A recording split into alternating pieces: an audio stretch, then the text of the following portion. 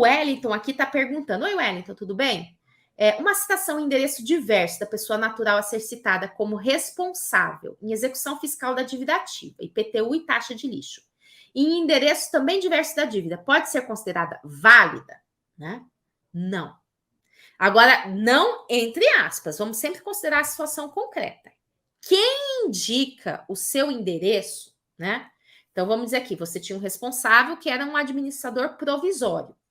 Ele, como administrador provisório, né, ele informa o endereço, ele tem uma residência, ele tem um domicílio, ou ele tem um endereço, né, onde ele reside ou onde está comunicado ao fisco.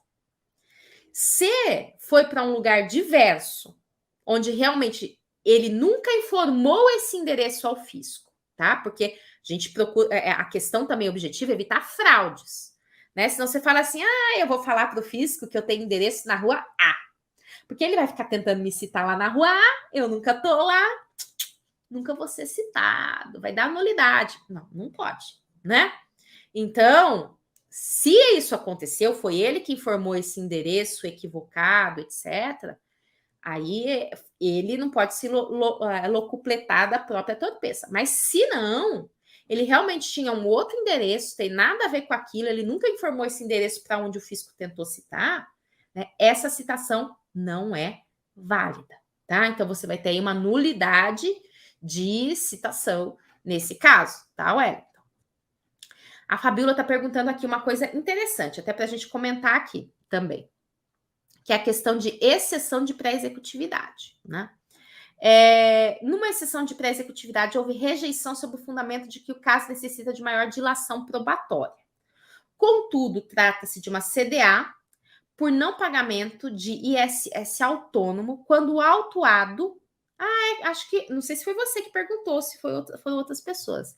Não deu baixa na inscrição e abriu uma PJ para exercer a atividade que era inscrito como autônomo. É uma empresa do Simples, juntei todas as declarações do período e os atos em constituição da empresa. Nessa situação, o ideal seria discutir agora em anulatória mesmo? Sim, Fabiola, tá? Esse é um tema, né, que você juntou todos os documentos que evidenciariam que ele realmente não estava mais naquele lugar, que ele abriu uma PJ e passou a atuar como PJ.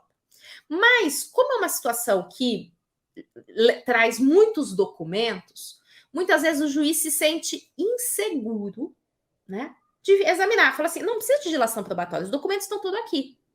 Mas ele fala assim, mas aí eu vou ter que examinar esse documento, vou ter que fazer uma análise, sei lá, é mais complexa, não é uma coisa bate-pronto. E aí o juiz, às vezes, fica com receio de se manifestar nesse sentido. Então, sim, cabe uma anulatória, tá? Então, assim, você não vai ter, né, patrimônio, cabe duas coisas aí. Ou ele oferece bens em penhora, tá?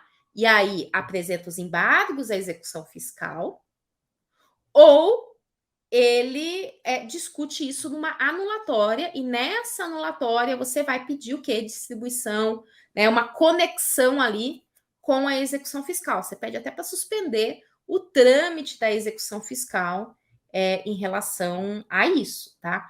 Claro que se essa decisão do juiz aqui, né, que não admitiu a exceção de pré-executividade, se estiver dentro do prazo, você também pode tentar agravar, né, e levar isso lá para o Tribunal de Justiça.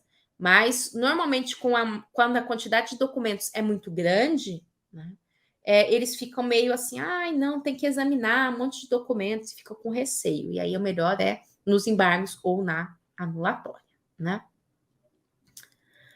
Sim, o Wellington está falando, fruto de um inventário não aberto, atribuindo a um dos sucessores no espólio como responsável da dívida, né? Se foi num endereço que não tem nada a ver com ele, então realmente teve uma nulidade aí. Tá? O Marcos está até dando uma contribuição também, que outro tipo de equívoco muito grande é cálculo nos juros e na correção, principalmente nos tributos estaduais. Sabe por quê, gente? Porque principalmente os municípios e os estados, às vezes inventam aí os índices de correção monetária deles. Um índice de juros que supera a Selic. E o STF já consolidou o entendimento de que embora cada estado e cada município possa legislar sobre seus juros, sobre sua correção, isso não pode ser maior do que aquela utilizada pela União, que hoje é a Selic, né? E além da forma de cálculo. Outro erro ainda também muito comum, gente, é duplicidade de débito. Acreditem, isso acontece e muito. E muito. Outro dia eu estava falando com uma aluna aí que a gente fez um encontro, uma mentoria, e ela falou assim que estava diante de uma situação como essa, né? Tinha débitos numa CDA e aqueles mesmos débitos, ou seja, uma parte daqueles débitos constavam também em outra CDA, né?